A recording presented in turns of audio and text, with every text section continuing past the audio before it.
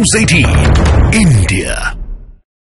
बड़ी खबर संदेश खाली मामले को लेकर जो आ रही है वो ये कि अब इस मामले में एक और महिला ने गैंगरेप का केस दर्ज कराया है। ये केस कल दर्ज कराया गया है, यानी अब तक कुल 2 महिलाएं इस मामले में केस दर्ज करा चुकी हैं। बड़ी खबर है संदेश खाली मामले पर। यह बड़ी खबर यह है कि एक और महिला ने गैंगरेप का केस दर्ज कराया और अब कुल 2 महिलाएं हो गई हैं जिन्होंने ये केस दर्ज करवाए हैं। एक और केस, अब एक और महिला सामने आई है जिसने केस दर्ज कराया कि उसके साथ गैंगरेप हुआ है। तो बड़ी खबर है, 7 फरवरी 2024 को पहला मामला सामने आया था और अब एक और मामला सामने आया है। कुल मिलाकर 2 केस दर्ज हो चुके हैं महिलाओं के द्वारा।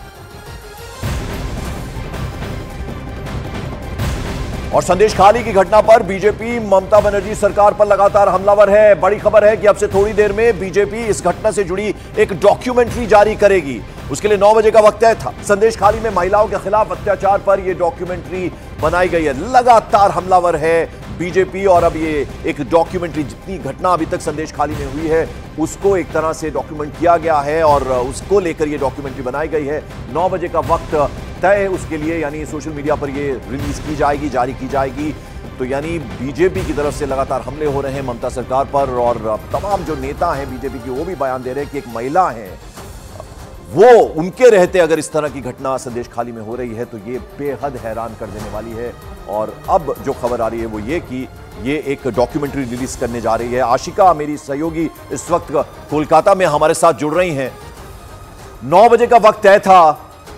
आशिका, क्या खबर? अब डॉक्यूमेंट्री रिलीज करने की बात थी बीजेपी की तरफ से। देखिए, किसी भी समय बीजेपी की तरफ से ये जो डॉक्यूमेंट्री बनाई गई है ये रिलीज की जाएगी उनके सोशल मीडिया पेज पर। शायद पहली बार ऐसा होगा कि कोई राजनीतिक दल इस तरह से डॉक्यूमेंट्री बना करके किसी घटना की वो रिलीज कर रहा है। आपको ये भी बता दें कि इसके अलावा बात करें, जैसे कि आप बात कर रहे थे FIR दर्ज कराई है एक और महिला ने, तो ये 2 महिलाएं हो गई हैं। आपको बताएं कि इसके अलावा भी जब रेखा शर्मा वहाँ पर गई थी NCW की तरफ से, तो वो कह रही थी कई महिलाएं ऐसी हैं जो बाहर आकर के केस दर्ज कराना नहीं चाहती हैं क्योंकि सोशली उनको इसके वजह से जो दिक्कतों का सामना करना पड़ेगा उसकी वजह से कई महिलाएं आगे नहीं आ रही हैं मामला दर्ज कराने को लेकर के। लेकिन ये 2 मामले दर्ज हुए हैं और संदेश खाली में आज जब ST कमीशन जाता है वो क्या तस्वीरें देखता है ये भी बड़ी बात है जानना। पंकज, बिल्कुल, तो 9 बजे का वक्त है था, कुछ ही देर में डॉक्यूमेंट्री रिलीज की जाएगी। अब तक संदेश खाली में क्या कुछ हुआ है, किस तरह की घटनाएं हुई, महिलाओं के साथ क्या हुआ, कौन कौन पीड़ित हैं, कैसे ये पूरा घटनाक्रम हुआ, इसको लेकर ये डॉक्यूमेंट्री बनाई गई है बीजेपी की तरफ से। इस बीच संदेश खाली के मामले पर बवाल के बाद बंगाल के DGP कल से लगातार संदेश खाली में डेरा डाले नजर आए। कल DGP संदेश खाली पहुंचे थे। दिन में DGP का संदेश खाली दौरा हुआ था। इसके बाद वो शाम के करीब 6:30 बजे बोट में सवार होकर कहीं निकले थे और आज सुबह फिर से एक बार DGP संदेश खाली में मॉर्निंग वॉक करते नजर आए हैं। मतलब संदेश खाली पर सियासी बवाल मचा तो बंगाल की ममता सरकार भी अब हरकत में आ गई है। DGP भी मामले में कई दिन बीत जाने के बाद संदेश खाली पहुंचे हैं। संदेश खाली पर उनसे जब सवाल पूछा गया तो उन्होंने क्या कहा वो आपको सुनवाते हैं। जिसने भी अपने हाथ में कानून लिया है उनके सबके विरुद्ध व्यवस्था करी जाएगी। मानुष कि जिससे जो यहाँ के लोग हैं बाशिंदे जो अच्छे ढंग से रह सकें, उनके जो अभियोग हैं सब देखे जा रहे हैं, इंक्लूडिंग लैंड रिलेटेड है और कोई भी रिलेटेड हो, सब अभियोग सुने जा रहे हैं, सब देखे जा रहे हैं। आपके थ्रू केवल यही उनको लोगों को वार्ता है कि सब लोग पुलिस और एडमिनिस्ट्रेशन के साथ सहयोग करें। हम उनकी सारी जो उनके अभियोग हैं सबको सुनेंगे और जिन्होंने आईन तोड़ा है, जिन्होंने कानून को अपने हाथ में लिया, उनके विरुद्ध व्यवस्था होगी। आशिका सिंह मेरी सहयोगी लगातार हमें जब से संदेश खाली की घटना हो रही है तब से हमें पल पल की अपडेट देती रहती हैं। अब DGP जो है डेरा डाले बैठे हैं संदेश खाली में, यानी देर से जागे हैं लेकिन अब जाके जागे जब दबाव बीजेपी की तरफ से बना है। आशिका, बिल्कुल, कल दोपहर को गए, संदेश खाली गए, कई दौर मीटिंग्स की वहाँ पर जो विक्टिम्स थे उनके साथ मुलाकात की। आपको बता दें कि कल देर शाम अचानक से 2 घंटे के लिए एक नाव पर सवार होकर के राजीव कुमार निकले और इतने गोपनीय तरीके से निकले कि जैसे ही नाव आगे बढ़ी लाइटें भी बंद कर दी गई थी नाव की। कहाँ गए ये जानकारी नहीं है लेकिन 2 घंटे करीब जो है वो बाहर रहे। इसके अलावा रात को भी वो बाइक पर सवार होकर के इलाके में निकले थे।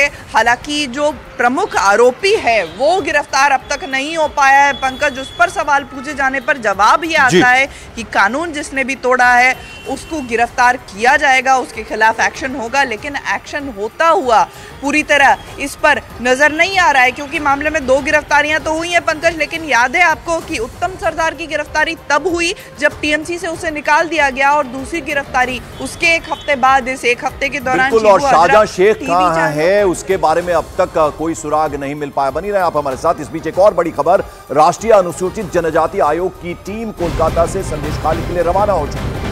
थोड़ी देर में राष्ट्रीय अनुसूचित जनजाति आयोग की टीम संदेशखाली पहुंचकर वहां पीड़ितों से मुलाकात करेगी।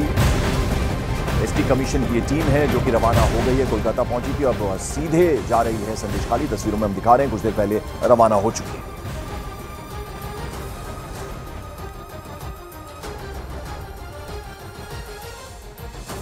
और संदेशखाली से जुड़ी 3 बड़ी खबरें आपको बता दें। पहली खबर यह है कि संदेशखाली में देर रात भारी पुलिस की तैनाती कर दी गई, यानी जबरदस्त तरीके से पुलिस वहां पर इस वक्त मौजूद है। दूसरी बड़ी खबर यह है जो हम आपको अभी बता रहे थे, एनएचआरसी यानी राष्ट्रीय मानवाधिकार आयोग ने खुद से संज्ञान लेते हुए संदेशखाली की घटना की जांच कराने का निर्णय लिया है। इसके साथ ही साथ राष्ट्रीय अनुसूचित जनजाति आयोग की टीम भी संदेशखाली का दौरा करने वाली। तो 3 खबरें हैं। एनएचआरसी की टीम जांच करेगी पूरे मामले की, उसके अलावा नेशनल एसटी कमीशन भी संदेशखाली का दौरा कर रही है। ये टीम वहां निकल चुकी है। तो आशिका हमारे साथ लगातार बनी हुई है। आशिका, एसटी कमीशन की टीम जा रही है संदेशखाली, उसके अलावा एनएचआरसी जो है अब इस पूरे मामले की एक तरह से जांच कर रही है। बिल्कुल, एनएचआरसी ने खुद सुओ मोटो कॉग्निजेंस लिया है। आपको बता दें कि उनकी तरफ से भी एक टीम आएगी। इसके पहले एससी कमीशन आ चुका है, आज एसटी कमीशन, एनसीडब्ल्यू की 2 टीमें आ चुकी हैं, रेखा शर्मा खुद आ चुकी हैं।